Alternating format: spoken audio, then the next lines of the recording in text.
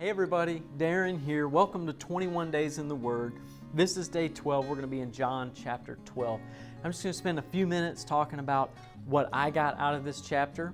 It's a huge chapter with so many different things in it.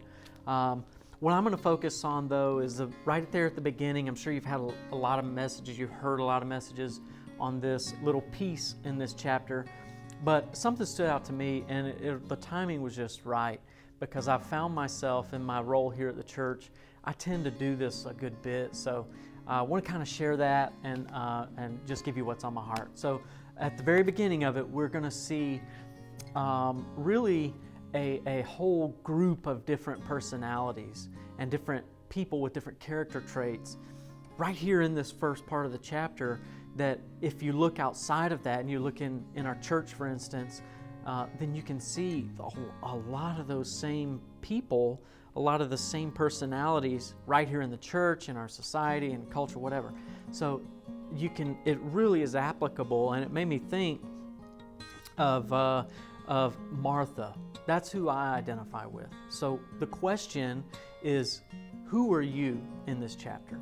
That's kind of what my thought is for the day. So let's go ahead and start. So then Jesus, 6 days before the Passover, came to Bethany where Lazarus was which had been dead, whom he raised from the dead. We all just, we read about that before. Jesus just resurrected Lazarus from the dead, and what an amazing event, right? Okay, so this is after the fact. There they made him a supper, Jesus, and Martha served, but Lazarus was one of them that sat at the table with him. So can you imagine Jesus and Lazarus are sitting at this table after he's brought him back from the dead? And I mean, I can't even imagine being in that room, right? But what caught my attention was Martha. Martha served. And you remember, Martha's so busy. Maybe you've heard the story, maybe you haven't. Martha, in another gospel, we'll look at Luke in a second, but she's so busy and she's kind of frustrated, like, what is Mary doing? What is she doing right here? Come on, help me. So it's actually Luke 10 in verse 40. So I'll give you kind of some context. But Martha was cumbered about much serving and came to him and said, Lord, dost thou not care that my sister hath left me alone to serve alone? Bid her therefore that she help me. Tell her to come on up here, and my goodness, I'm up here trying to serve host this whole feast by myself. Tell her to come help me. What is she doing? And Jesus answered and said unto her, Martha, Martha, come on. Thou art careful and troubled about many things, but one thing is needful. And Mary hath chosen that good part which shall not be taken away from her. So we see, that kind of gives you some context of verse 12. That was Luke 10, 40. So if you wanted to go back and read that, you can. All right, let's keep going here.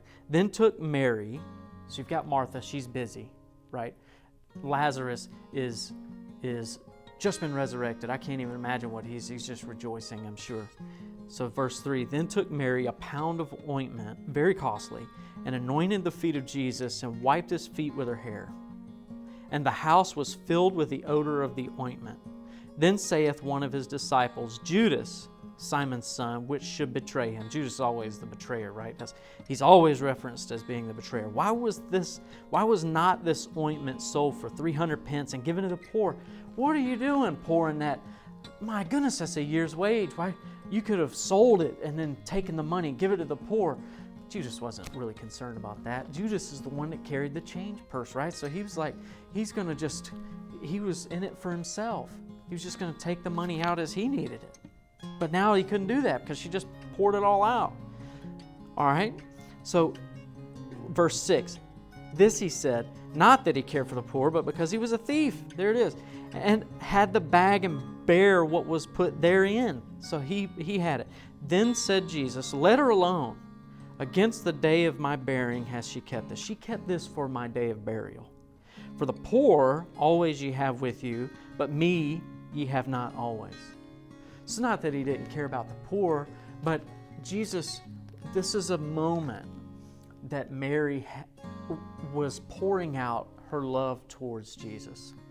Everything that she had, she wanted to pour it out to him and express her love in an act of worship that is unlike anything we've ever seen, really. So there's your two different people, at least. Martha, busy, was almost too busy to focus on the act of worship. She was actually irritated that Mary was spending time to worship. Not to say that Martha was doing anything wrong. She was doing what was needed to be done.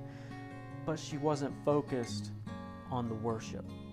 The task at hand distracted the true worship that Mary was able to have in that moment. Judas, you can only say so much about him. I mean, he just tried to ruin the whole thing. He distracted the disciples even and had everybody wondering, why is she pouring that out? So Judas, in the midst of all of that love that Mary was expressing towards Jesus, Judas just kind of stuck his knife in and tried to twist it around. I mean, just tried to ruin the whole thing. So outside, you've got the Jews. That's kind of the other group of people, the last group of people I'll talk on. So the crowd on the outside was there to see Jesus. They were there to see Lazarus. What amazing things had been done. So there we've got some different characteristics of people, and that made me think, who am I? So that's my question to you today. Which one of these groups of people do you relate to the most?